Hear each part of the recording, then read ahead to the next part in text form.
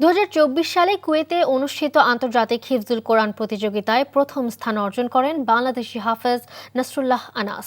এই সাফল্যের পেছনে রয়েছে এনটিভির জনপ্রিয় আয়োজন পিএইচপি কোরআনের আলো। সেখান থেকেই শুরু হয়েছিল তার সাফল্যের পথচলা। বিশ্বসেরার অর্জন নিয়ে আজ আবারও আনাস ফিরলেন এনটিভিতে। তাকে বরণ করে নিলেন এনটিভির চেয়ারম্যান মোহাম্মদ মোসাদ্দেক আলী। নাহিদ প্রিন্সের রিপোর্ট।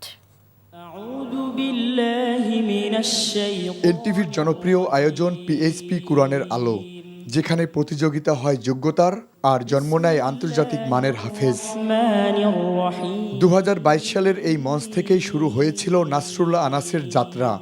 সেই যাত্রায় একসময় তাকে পৌঁছে দেয় বিশ্ব দরবারে।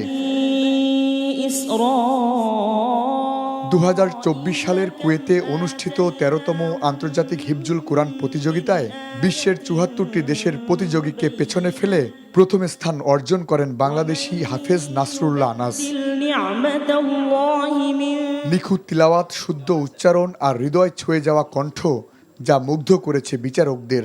সেই সাফল্যের পর আবারও ফিরে আসা, শুরুটা যেখানে হয়েছিল সেই এনটিভিতে। এই পিএইচপি কোরআন কম্পিটিশন দিয়ে আমার এই কোরআনের যাত্রা শুরু হয়েছিল এবং এখান থেকে আমি উৎসাহটা পেয়েছিলাম।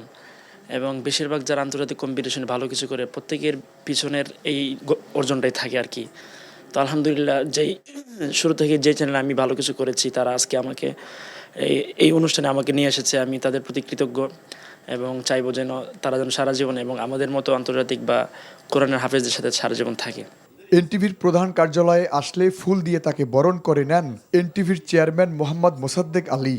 পিএইচপি ফ্যামিলিকে আমি অসংখ্য ধন্যবাদ জানাতে চাই এবং এনটিভির পরিচালক এবং এনটিভির কার্যালয়কে আমি অনেক ধন্যবাদ জানাতে চাই, তারা আমাকে এটুকু সম্মান দিয়েছেন। বাংলাদেশের যে প্রতিযোগীরা আন্তর্জাতিক কম্পিটিশন যায়, মানে অন্য দেশের বিচারকরা বা যারা বিচারক প্যানেলে থাকে, সবাই মোটামুটি ভালো একটা ধারণা থাকে না বাংলাদেশের প্রতিযোগী আসছে।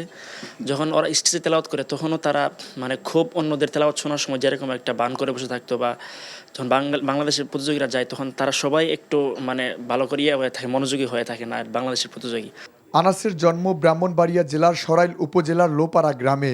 তিনি পড়াশোনা করছেন রাজধানীর মার্কাজুত তাহফিজ ইন্টারন্যাশনাল মাদ্রাসায়। Nahid Prince, NTV news, Dhaka.